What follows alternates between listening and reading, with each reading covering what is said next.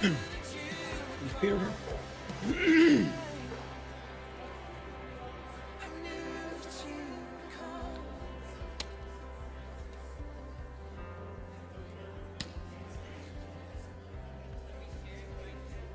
No, you sing.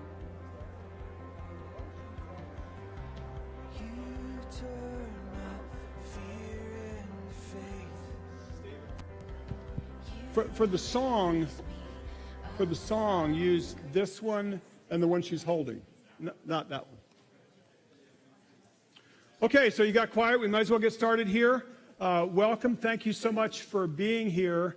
Where this came about was I realized, and it's perfectly appropriate, that my family, who were all coming from everywhere, if we put them on the program with everybody else, I'd say, well, I got to choose one sibling, and I have to choose one child, and they can have 30 seconds or a minute.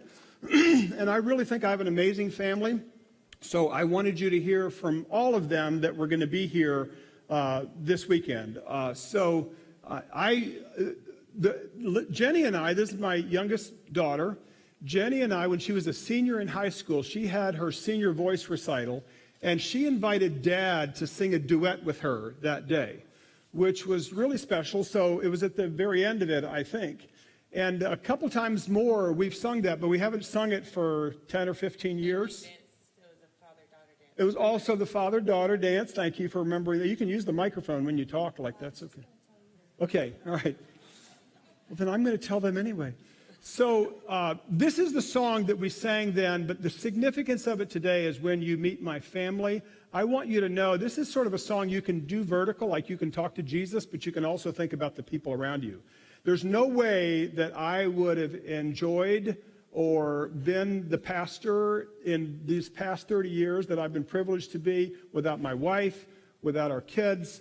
And my siblings have been a much more invisible, and my mother influence on my life than I could ever explain to you. So I want you to hear from them and meet them as well. So I'm going to pray, and then Jenny and I are going to sing You Raise Me Up. If my voice will clear, and she's had a virus, so we'll see what comes out here. Let's pray together. Lord, thank you so much for this special day, and thank you for all the people who have made it possible, and that includes volunteers that are still scrambling around today and making things happen. It includes lots of people through the years. Many have gone home to be with the Lord, and it includes people who have been a part of Linda's and my journey long before we even knew each other, and through the years of our marriage and through the years here at Corinth. And it includes so many people in this room who have cared so deeply and so well for us. And so we just want to say thank you today. We want to thank you that through Jesus you raise us up, and we thank you that you give us people who raise us up day after day, moment by moment, who encourage and bless and instruct us. So we just pray that all that we say on this day, and this particular part of this day, would honor you. We ask in Jesus' name. Amen. I should turn this off while I clear my throat, shouldn't I?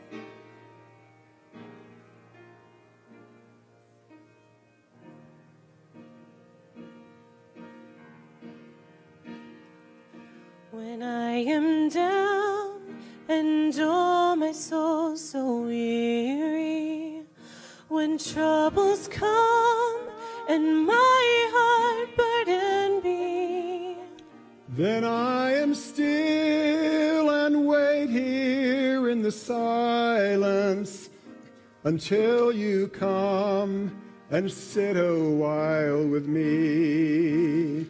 You raise me up so I can stand on mountains. You raise me up to walk on stormy seas. I am strong when I am on your shoulders. you raise me up to more than I can be.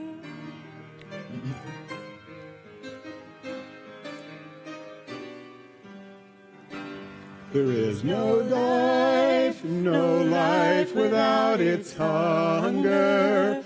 Each restless heart beats so imperfectly. But when you come and I am filled with wonder, sometimes I think I glimpse eternity. You raise me up so I can stand on mountains. You raise me up to walk on stormy seas. I am strong when I am on your shoulders. You raise me up to more than I can be.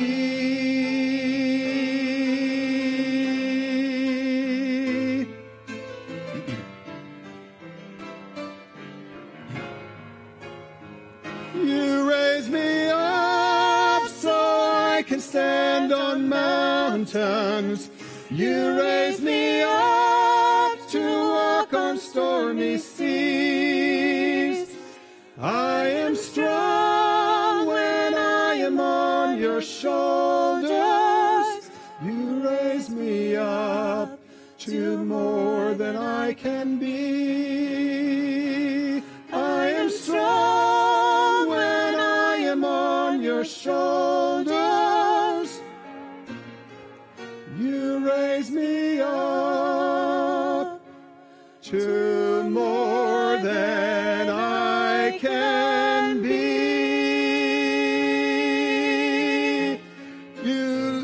You raise me up to more than I can be. I can be.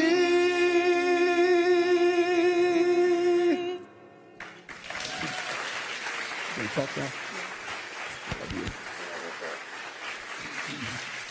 So as he said, I'm Jenny, I'm the youngest. I'm not going to talk much because I don't really like public speaking. Also, I'm having raging pregnancy hormones, so I don't want to cry. But I just wanted to give a couple of thank yous. First of all, to Corinth for loving my parents and myself and my sister and brother and my family so well over the past 30 years. I definitely would not be the person I am, the musician I am without Peter, without all of you. So I really just appreciate you guys loving us so well. But my biggest thank you is going to be to my dad and to my mom, because they are making this 2-year-old girl that was up on the screen very happy. If you could see her little face light up anytime she sees Mimi and Pops, then you would know just how important it is to us to have them close to us. So I know that you guys are having a huge loss, but we are getting the biggest gain. And so just thank you for choosing us to live out the rest of your days.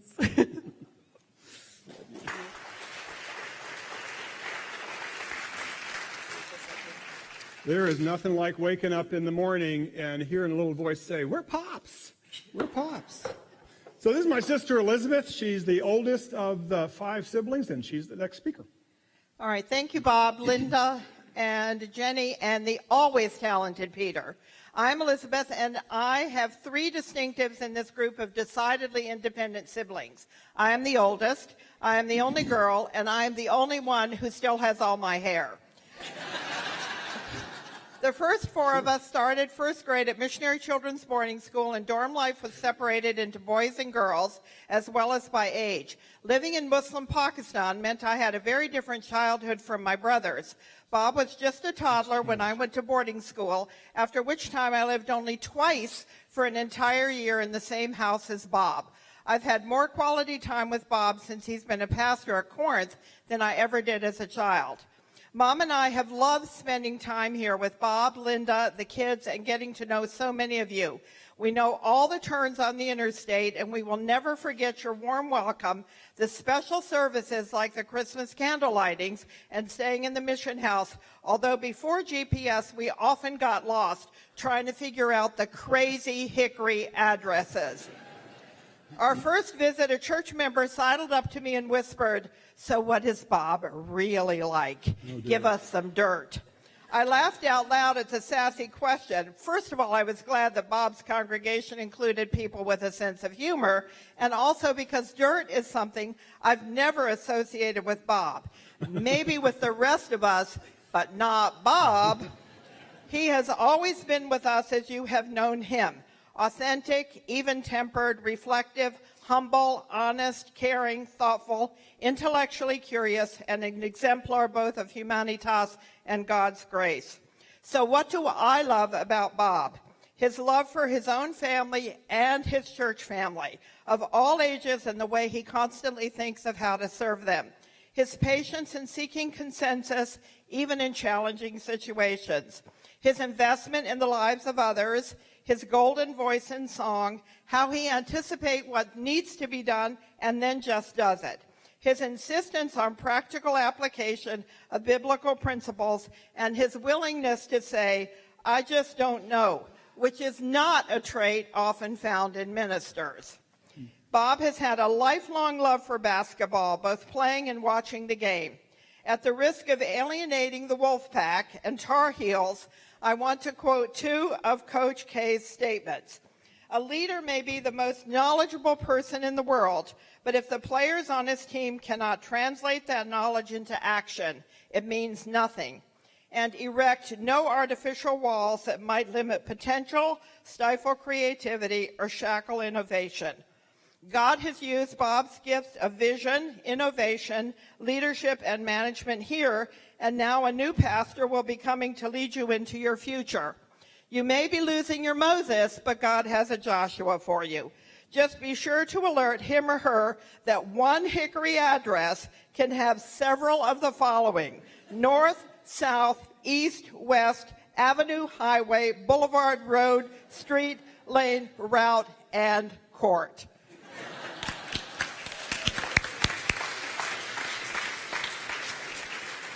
Thank you, sis. I'm really grateful for all of my people. But Elizabeth really, she said it well last night. We were like 5 only children. We all had different childhood experiences, and that's what makes us so independent. We were all raised cross-culturally, and cross-cultural kids are just different no matter what reason they're there. We all spent some time in boarding school. That influenced us as well. So next you're going to hear from the middle of the 5. This is my brother Jim coming up.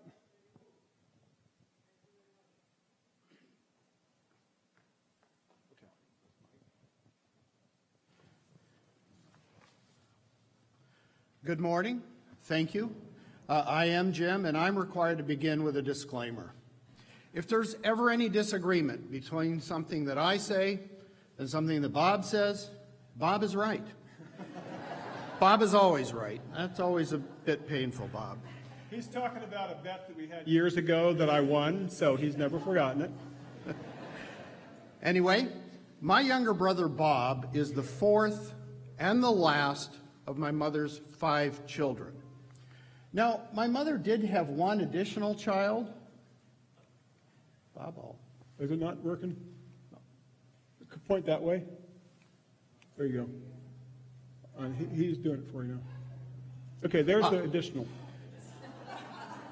My mother did have one additional child, David, but she's always insisted that his late addition was in response to our prayers, apparently unrelated to the ordinary mechanisms that produce offspring.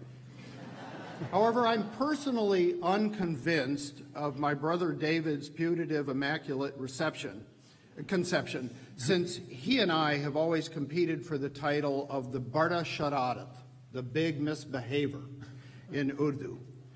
Despite any sibling insistence, however, that I might be our Barda Sharadat, notice the Bible in the photograph. I'd like to offset the Barda Sharadat thing by saying I'm personally responsible for Bob's decision to enter into the ministry. Anyway, there are other sibling titles that we have, I think. You might be surprised to know that Bob is not the smartest and he's not the most learned among us. Both of those titles, by a long shot, belong to our oldest sibling, Elizabeth. He's not even the most personable. Mr. Personality is Doug, my older brother, who I think will talk at the end of this. So what about Bob? Well, Doug and David and I, for years, have been digging around Bob's feet, trying to find some clay that will reflect a weakness. Except for golf, we've been completely unsuccessful. So let me talk about his strength.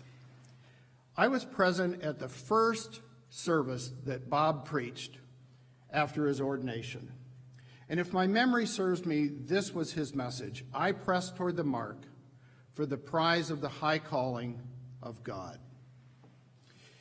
I'm not inclined to paeans, but Bob's pursuit of his high calling has gone far beyond just Augustinian apologetics or eloquence in the pulpit. You know, great preachers are a dime a dozen.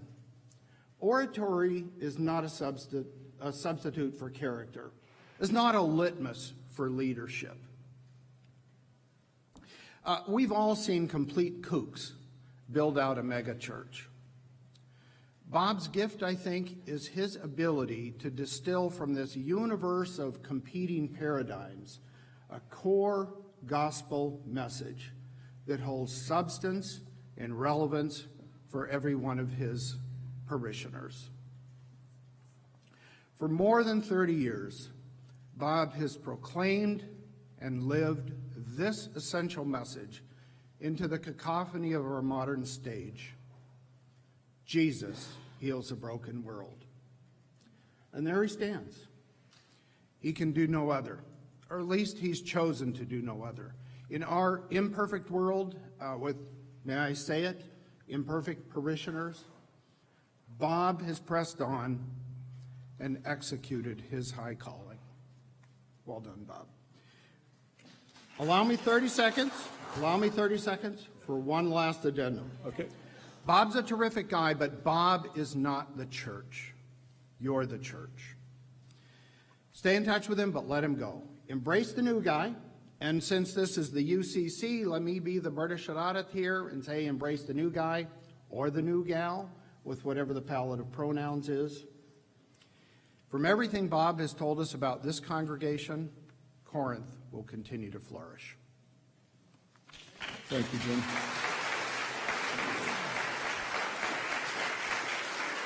I'm not one to measure people's IQ against one another, but Elizabeth and Jim have the highest IQ. Their brilliance is down.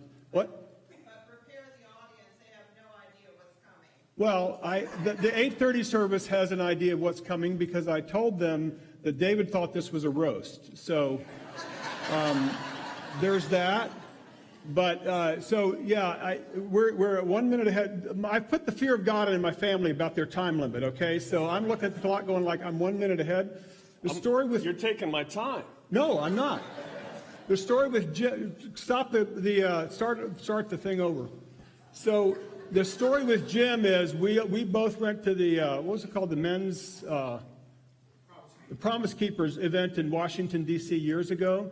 And he insisted one of the speakers was Ravi Zacharias, and I said, no, I've heard Ravi Zacharias. He absolutely insisted. We made a big bet, and he humbled himself before the family a year later and said, Bob was right. One of my favorite moments ever in life when Jim says, Bob was right. So, yes. You're up, David. Does the clicker? You point that way, it should work, or if you hold it up, he'll click it and pretend that it did. All right, I'll hold it up. So all the things you're going to hear about Bob and that you have heard are true. He's a wonderful guy. And when my siblings were praying for another kid, the Lord gave them me and gave my mother me. So this is a study in contrast. Don't let the white shirt fool you. I am the black sheep of the family. I've had more cars airborne. I've got speeding tickets, wrecked cars. Gave my mom and dad all the gray hair. So compare trouble to no trouble. Look at the education. He's got more letters after his name than a box of alphabets, and I barely got through school. So, you sacrifice for your parents, right? So I go to my mom's house, and I do all this yard work, and I'm slaving all week, and I get to Sunday school where my mom's teaching, and I sit down, and an elderly woman said, "Oh, which son are you?" I said, "Oh, I'm the favorite son." "Oh, you must be Bob." "No, I'm not." So I once asked Bob, I said, "Look, I know you've got this reputation, but have you ever really sowed any wild oats?" And he looks at me and goes, "Oh, yeah." I said, "Okay, well, I'm ready, right? I want to hear the story." And he thinks about it for a couple minutes, and he goes, "Well, when I was younger, I got in with some bad kids, and, you know, we went out at night, and we rang doorbells and ran. That's the worst." So this is, you can see I'm one day short of 7 years younger. Look at Bob in that head of hair. Look, you want to talk about a study in contrast. Look at this, much less all the other brothers, right? Huge difference between us. Now, look at Bob and Linda. Loving family, great parents. But when he's 7 years older than you, there's a lot of pressure for the way he raised kids versus the way I'm raising kids. His kids were learning Greek. I was trying to teach my kids how to use toilet paper and actually wash their hands after they got out of the bathroom. It's a true study in contrast. So look at them. They're close. They're moving in together. They're a loving family. It's just incredible to watch. And when you get to the next stage, these are my, I'm going backwards. These are my kids. Now, Bob and Linda are great parents, and they volunteered to take care of our kids when we had 2. If we passed away, and then 3. And then their responses got a little bit more hesitant when we got to 4. And then we adopted another one. We got to 5, and then we got to 6. And they were praying every day for our safety, right? Do you have any idea what it's like to know that when you die and your spouse dies, your kids are actually going to get better parents? So, look at Linda in the back. Perfect wife, smiling in the back. Bob's been married for 30 plus years and, 45? Is that right? Now 45. 45 years. I'm divorced after 12, right? And if I put my ex-wife in the back seat, her hands would be around my throat and she'd be choking me. So I asked Bob and Linda one time at Thanksgiving, I said, "Hey, have you guys ever fought? You know, you're both such nice people." Bob married up. If that's even possible, Linda's way nicer than Bob, okay? And I said, "Have you ever fought?" And they both gave this look at each other. Pain in their eyes. Yeah, I have. "Really? Do you remember?" "Oh, yeah." Linda said she remembered. And I said, well, what? Well, there was that time when we didn't talk to each other for 45 minutes. 45 minutes? I spent $100,000 on divorce attorneys. It's just a true study in contrast. So, here's Bob. Here's Bob with his one vice. He made a bet with me when I was 12 years old that I would never get married. I said, "I'll never get married." What I meant to say after I lost the bet, this is me on our wedding day, what I meant to say was that I wasn't going to stay married. That's a very, very different bet. So in Bob's calling, that's even a contrast with mine. So I sell lighting that changes human physiology and neurology. I've got thousands of case studies. We've been able to really impact people's lives. We put in lighting that has reduced falls, depression, and senior insomnia by anywhere from 40 to 60%. Truly life-changing, right? Bob doesn't settle for changing lives in this life. He changes lives for eternity, right? I can't even gain one there. The only place, as Jim mentioned, where I can gain it is on the golf course.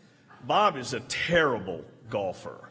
Hopefully in retirement he's going to get a lot better. But one of the things that you guys will know is the UCC motto is that they all may be one. And if there's nothing else that Bob is, it's a unifier. Fights in the family, anything else, he is a unifier. And as Matt, Jenny's husband, said, you know, the time when he was out on the golf course with us yesterday, Jenny told me that they were going to argue about everything. And that's true. But Bob is the unifier among all. And that is a testament to what he has done with his church. So thank you very much for having him, having us, and been an amazing church family.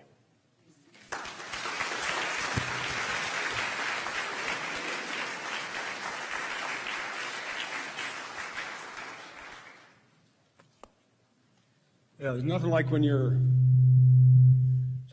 there's nothing like when you're, I think you were 10, David, and I was 17, and your kid brother says, I'm never going to get married. I'll bet you on that. But as the picture showed, he paid up. So just another bet that I won with my brothers. I believe next up is Doug. So before Doug comes up, Doug, as you're coming up, I just need to tell you that Doug gets double time. So it seemed inappropriate for us to be here and talk about our family without talking about our dad.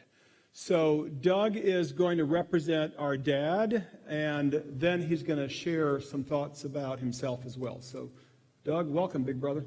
Thanks. Well, I'm Doug. I'm the eldest son and sibling number 2. You always remember who's first. Almost nobody remembers who's second, but I'm second.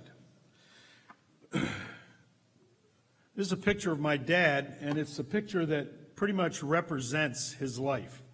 It's actually not the picture I wanted to show, but once again, you know, I'm sibling number 2, so my picture that I sent in didn't make it. He died in 2013, and so Bob has asked me to represent him, so I thought I would do that by talking a little bit about each one of his children. Now, the first thing that you need to know is that Bob is, well, Bob's the favorite. He's Mom's favorite. And I don't know if you could see this, but it says I'm getting a call from heaven. Hello? Dad? I'm in the middle of the presentation here. Why are you calling me? Okay. Okay, I'll tell him. All right, bye. Love you. My dad calls me occasionally from heaven. It's kind of strange. It happened at his funeral. It's happened a couple of times since, and here he is calling me again. He wants you to know that although everybody thinks and knows that Bob is Mom's favorite, he wants you to know that Bob was his favorite too.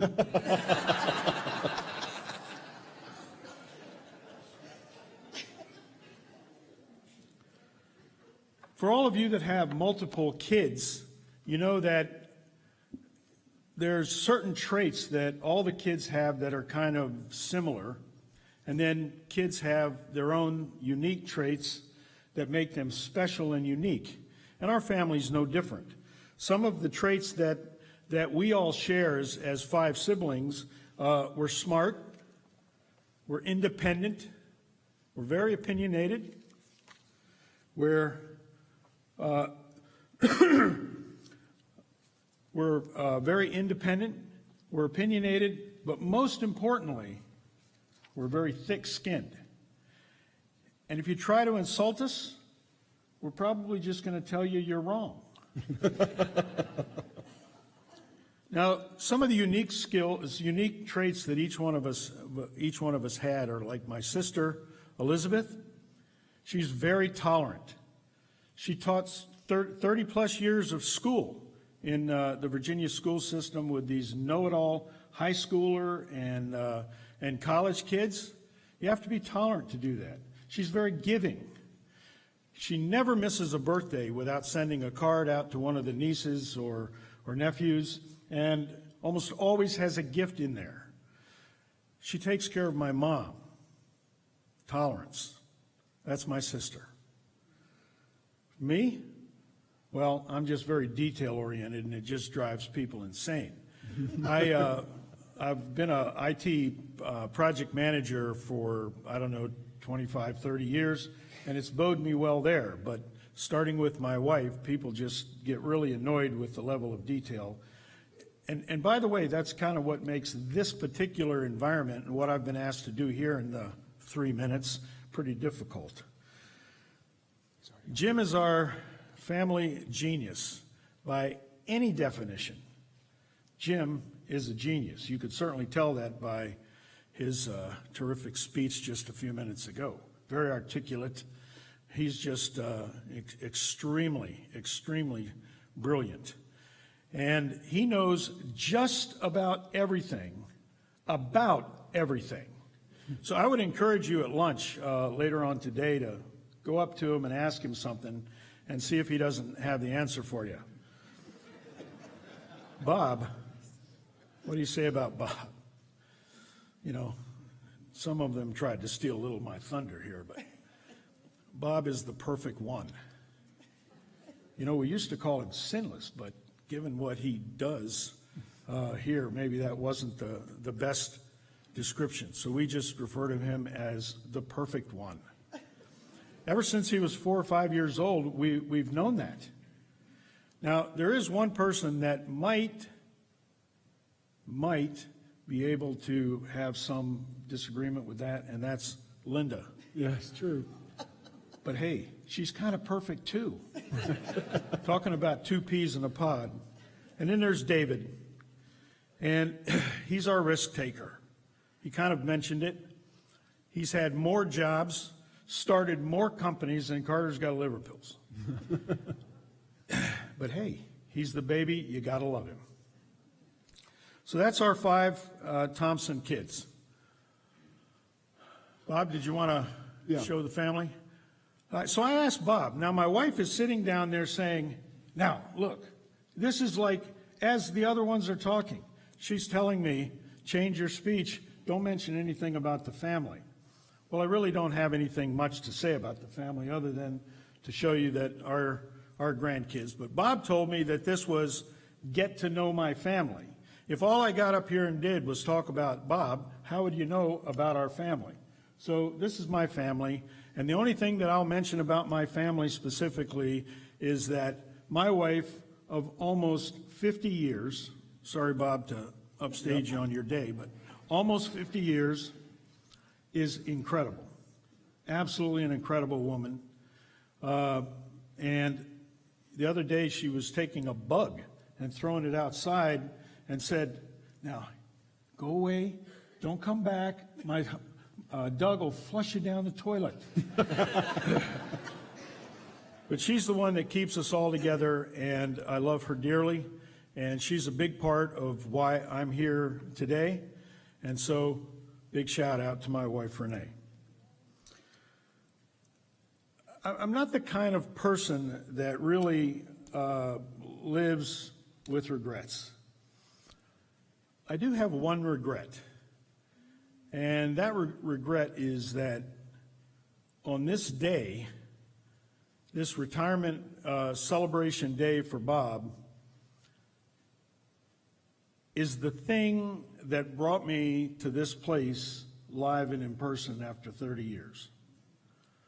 I've wanted to come here many, many times, but have just never, things have gotten in the way, this priority, that priority, and so I just have a big regret that it took this kind of an event to bring me here to see what an amazing guy he is in front of his congregation. He really, in every sense of the word, is just an amazing person. And I love him dearly, and I'm very proud of him. I will tell you that if you've known my mother for more than 5 seconds, you know that she's written a bunch of books. Bob's written books. I'm sure all of you knew that. I didn't know that until a few months ago, that he's written books. I'm going to write a book. The title of my book is going to be Some Days Are Diamonds, Some Days Are Stone. And I want to tell you, this event for me is a diamond because of my brother Bob. Bob, I love you, I'm proud of you, and may God bless you as you take on this new chapter of your life.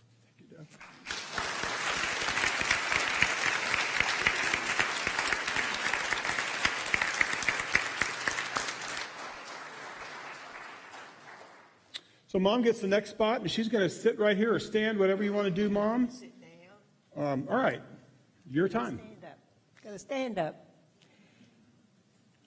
All right, you've heard all those rumors, haven't you? I want to say thank you to Corinth Church, because I'm a firm believer, I am a firm believer that there are two things that conquer the life of people. One is the Word of God, and the other is our friends. And you, as Bob's friends, have made him what he is. He didn't do it by himself, but God chose him. So I want to thank you, first of all, for that. He's a Mish kid, and Mish kids often are mischievous kids, but they're good kids. And I thank the Lord for each one of them. We had our first term on the field, and we came home in 1956 with 3 children. They were 2, 3, and 5. Oh, by the way, my notes are in the car. Just wanted you to know I'm hearing and vision deficient, and sometimes memory deficient. We came home in 1956, and just before we came home, I had not morning sickness, but night sickness. I said, I cannot be expecting, because this is night sickness. I got home, saw the doctor, and I said, oh, doctor, I think I'm pregnant again, and I just don't want to be. He said to me, do you want to get rid of it? That was Bob. That was my Bob. I said, oh, my, no. The next thing that I want to tell you about Bob, I keep being told to lift this up higher. The next thing about Bob that I want to tell you is that he was just about 2 when I found him in the room one night, one afternoon, sitting by himself, shaking his head from left to right, saying, Bob, bum. Bob, bum. I still have no idea what it was that he thought he had done. But obviously, from the beginning, God had chosen a servant. We had him, and while we were getting ready to go back overseas, he was about 8 months old. We spent a second term in Pakistan, and we were coming home for our next furlough. And during that time, I realized again, God had another little surprise for me. And we got home, and the day before Bob turned 7, I was in the hospital. I had just had the delivery of David. And Bob had been seen in the house walking around with some cowboy boots on. I don't know whose they were. We had a lot of guests that came and went in our house. It was the mission headquarters at that time. I'd have no idea who those cowboy boots belonged to, but Bob had put them on, and he was tromping around in the house. So I had gotten the idea that for his birthday, I was going to do a cowboy boot cake. Well, here I am in the hospital. I can't do that. But my sister-in-law, my dear sister-in-law, made him a cowboy cake to celebrate his cowboy years. I might have thought at that point he was going to be a cowboy, but he ended up at Corinth Church. One more thing that I want to tell you about is that 30 years ago, I was at not the church, but at the new house where Bob and Linda were moving in. We lived in Etowah, North Carolina at the time, and I knew that the house that they were going to move in would need some cleaning up, And so I Keep the came story with, short, okay? Keep the story short. We're at it. We need to what? wrap up the story. I can't hear what he's, I don't know what he says.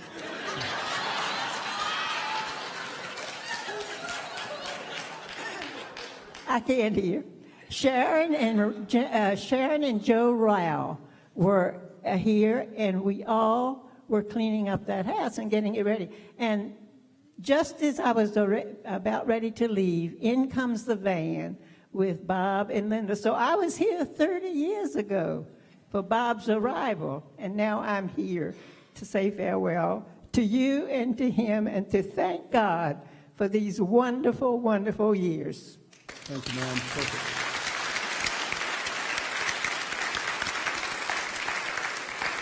So the one family member that really wanted to be here but couldn't be here is our son in Hawaii. So they sent us the video. The next few minutes are from Phil and Carly and their children. Hi everyone, I'm Phil. I'm Pastor Bob's oldest child. So it's been a while since I've lived in Hickory. I left when I graduated high school almost 25 years ago, which is kind of crazy to say out loud. So I really haven't been around Corinth a whole lot since then, so it's possible a lot of you don't recognize me, but even those that I do know, you may not recognize me very well either because of all this gray in the beard here that I've developed over the years. So I'll just give you a few quick details about me. I currently live in Kailua, Hawaii with my wife Carly, my 5-year-old son Arlo, and my 7-month-old daughter Nova. And I'll introduce you to them in just a few moments. But I ended up all the way out here because I'm a scientist and an oceanographer. Hawaii is a pretty good place to be for that. And I'm currently a professor in the oceanography department at the University of Hawaii here in Honolulu. So before I introduce you to my family, I just want to take a quick moment to make a personal note to my dad and also to my mom too, because I didn't get to do this for her retirement. I just want to let you know that I'm so incredibly proud of both of you for all you've accomplished, the community that you've built, and the countless lives that you've made better through your work there at Corinth. And I only have a couple of minutes, so I'm just going to pick one of your many qualities to highlight. And I've talked to you both about this before, but one of the things I've always admired is your integrity, and I honestly think that that's the fundamental attribute that allowed you to build, what you have there at Corinth over these many years, and what attracts so many people to you. Nobody walks the walk like Bob and Linda. You're an example of living what you say you believe to be true. And I think that is something that I and that everyone in that room there with you can learn from and can continue to learn from. So I really wish I was there to celebrate with you. It's hard being all the way out here so far away. But in the meantime, know that I love you. I'm proud of you. Congratulations. And I look forward to this next chapter for you both. It's going to be exciting, and I look forward to experiencing with you. So give me just a moment, and I'll introduce you to the rest of the family. So like I promised, I'm going to introduce you to my wonderful family here. And this is... Arlo. I'm Pops' grandson, which you know. And how old are you? 5 and a half, and I go to ICA. And wait, what are you dressed as right now? Luke Skywalker. Luke Skywalker. Oh, hold on. Hold on. Okay. Oh yes, that's very nice. I think maybe. Okay, bye-bye. So the last video got a little crazy, so I'm gonna introduce Carly and Nova here now. Hi everyone, my name is Carly. I am Pops' daughter-in-law, and this is Pops' granddaughter, Nova, also known as Squish. We are so proud of Pops and all the service he's given to the Hickory community, and we are also very thrilled for his retirement so we can get more free babysitting. Wishing you all the best on your retirement, Pops, and all just so proud of you for everything that you've done.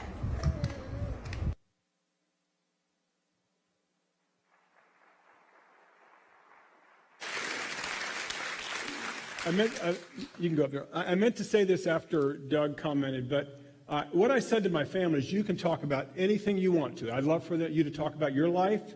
You can talk about us, whatever you want to do. So that's why there's such a variety in what they've done today. They just got the 3 minutes, and they could do whatever they wanted. So this is Kara, our middle child. So after he told us we could talk about whatever we wanted, I asked him, what would you like to hear from me? What would you like to hear me say in front of everyone?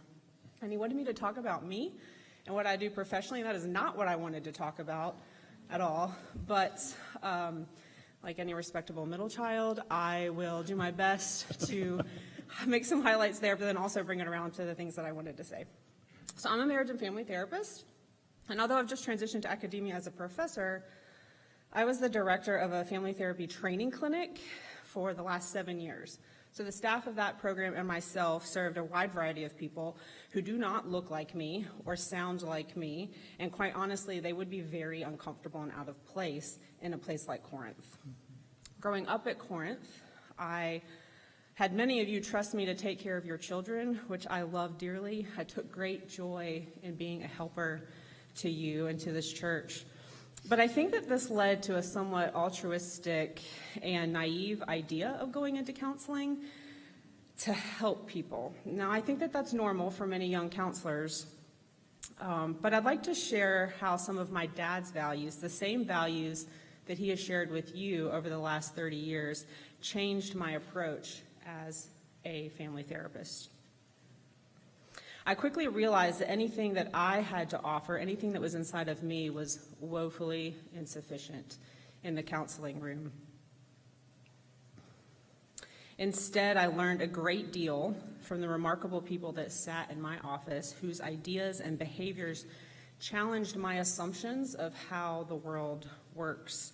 Whether they were clients or graduate interns, I became a student of their lives, of their ability to heal, to grow, to persevere, and their incredible capacity to love against so many odds stacked up against them.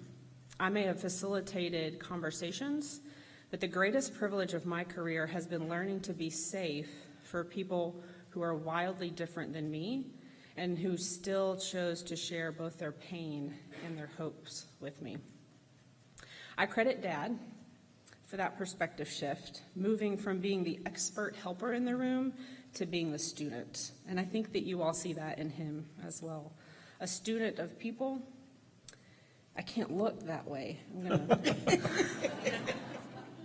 A student of people and of learning to bring people together, particularly people who are very different than me. So let me just share a quick quote. It's one of my favorite quotes of his words. "It is too easy to spend time only with those who will pat me on the back and say you are so right and such a great person. It is so much harder to be in the company of those who challenge my convictions and even presuppositions, but it is also necessary." I'll add that it's necessary to learn, to adapt, and to grow, which Corinth is about to do. I've grown as a family therapist in understanding that the healing moments don't come from me. The most memorable times in the therapy office were always during vulnerable, heated, or challenging moments when family members chose each other over being right or over their own agenda. I believe Corinth may feel some vulnerability and some challenging moments in the coming months as Dad transitions away. But it is my hope and prayer that that perspective of choosing the company of those that challenge you and choosing each other will be the legacy of my dad that lives in each one of you.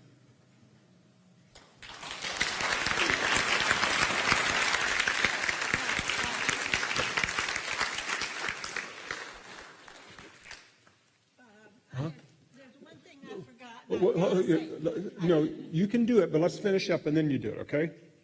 But we've got time. I just want to say. It doesn't matter. Okay. She said that Bob wouldn't be Bob without Linda, which is very true, so. We love you, Mom. I have spent, excuse me, 45 years, over 45 years married to this man. I'm not a particular expert at anything, but I think I might be an expert on Bob.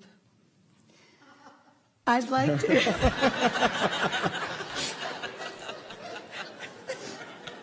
Love it. I would like to just share 3 aspects maybe of his character that I believe set Bob apart. The first is real. Bob is real. What you see is what you get. He doesn't try to be something he's not. He's the same at home as he is at church. He's not afraid to be vulnerable and admit his faults. I can remember being hesitant when Bob wanted to share our weaknesses in his sermons. And I thought, Bob, if you do that, then they're not going to want to come to us because we sure don't have it together. Why should they? Of course, the exact opposite happened.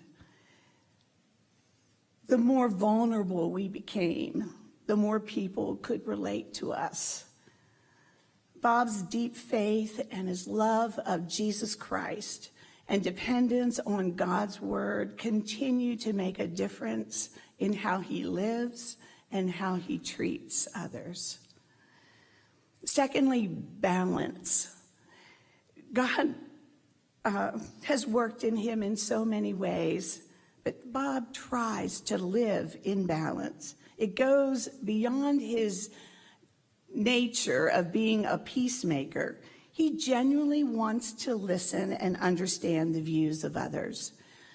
One of his mentors, the former president of Columbia International University, Robertson McQuilkin, said, "It is easier to go to a consistent extreme than it is to stay at the center of biblical tension." Bob tries to find a balance in a world that is quite polarized. It's far easier to jump on a bandwagon without truly listening.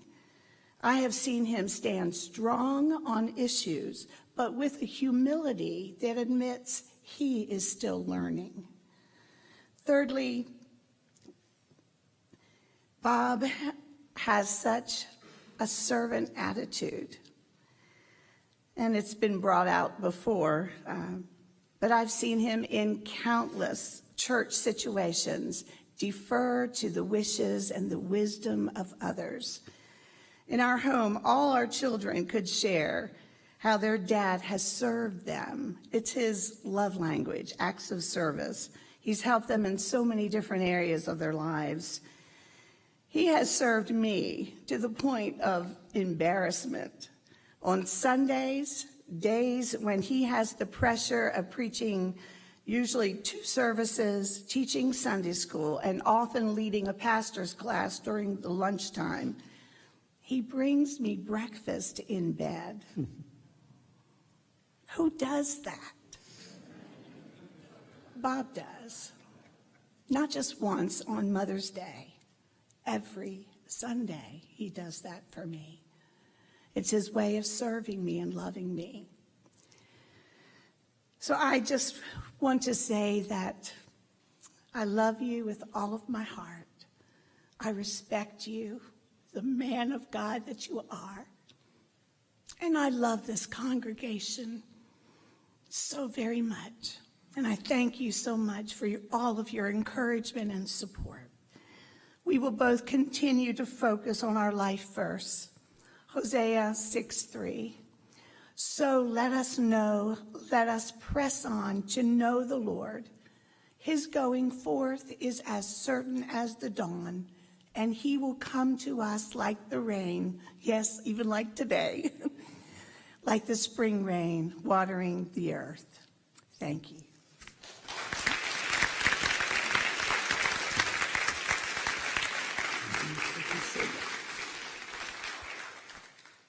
So I had this timed to end at 10:40. How did we do?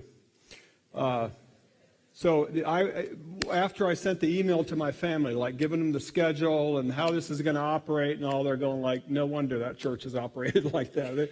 There's so many details in there. But I just want to say thank you to my family for being here. It is incredible. They come from Colorado, from Florida, from Pennsylvania, from Virginia. And for them all to be here on this day, let me just start with Linda. I'll say a little bit more in the worship service, but I could never have done what I've done without the partnership of this amazing woman. And when she talks about my influence on our children, whenever we have 2 kids with PhDs and another one that ought to have a PhD for all that she does for kids, but it was Linda that gave that to them. I was busy with church stuff, and she was home doing the homework, making sure stuff was done, teaching them to read, reading with them. And the fact that they're really brilliant kids has a whole lot more to do with Linda than it does with me. And then my siblings, Elizabeth mentioned this, well, they all have. We grew up, even when we were in Pakistan, we lived very different lives. But as soon as we got home, we've never lived around each other. Jim and David lived around close to each other for a few years. But basically, we've never been around extended family, neither Linda nor I. Our kids didn't know their grandparents growing up, so we wanted to be where our grandkids will know us and spend time with them. But the gift of the last few years has been, maybe the last year or so especially, is the New York Times Wordle. So we all do the Wordle every day, and we share, first of all, we share how many tries it took, and then later in the day, after 5 o'clock, you're allowed to share how you got there, and that happens. But inevitably, even though, as Doug reminded us, this is against the family rules, it's only supposed to be about Wordle, and we're all about, rules, it leads to some conversation about something that happened in our childhood or in our families or whatever. And I feel like I'm closer to my 4 siblings than I have ever been because of this last year of doing Wordle and texting, basically.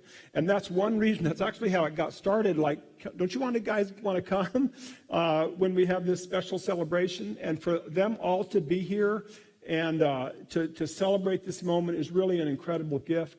And then to Mom and Dad. Our mother's prayers, she's been on her knees all her life for us. She still prays for all of her children and grandchildren and great-grandchildren every day.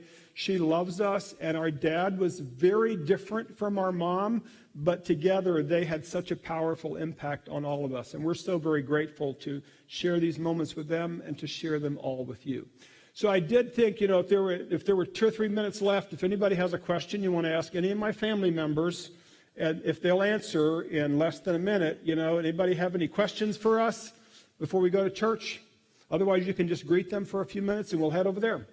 Did anybody tell a story you want to hear more about?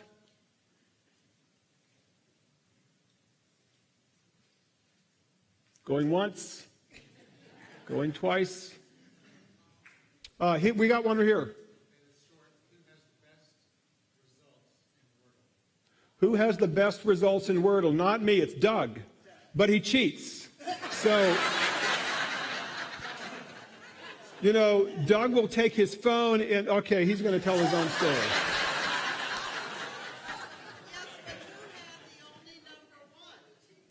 I had the only number 1? Oh, Elizabeth had the only 1 in Wordle. Yes, this is true. I don't cheat. I just seek assistance. I'll just tell you one quick assistance story.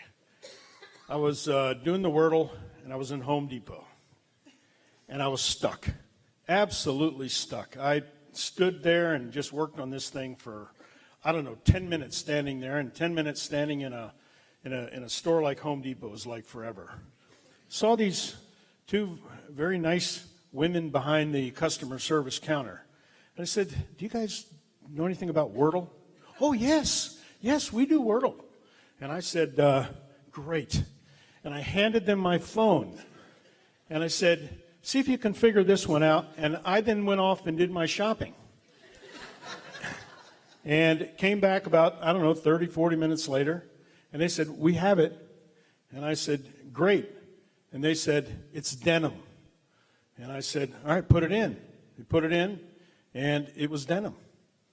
And ever since then, I figured out that, hey, that's just stranger assistance. That's all that is. So I don't cheat. I would never cheat. He cheats.